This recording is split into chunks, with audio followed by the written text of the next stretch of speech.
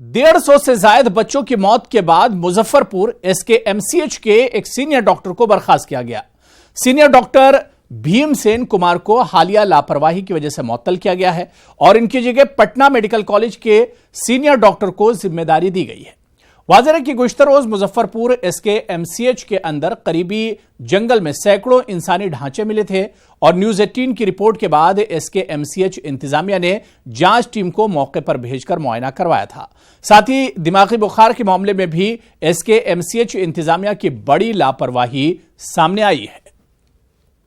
आज BSP supremo Mayawati ने BSP की मीटिंग बुलाई है। लोकसभा इंतखाबात के बाद नई हिकमत अमली पर बातचीत हो सकती है। इस मीटिंग में पार्टी में बड़ी तब्दीली का इम्कान भी जाहिर किया जा रहा है।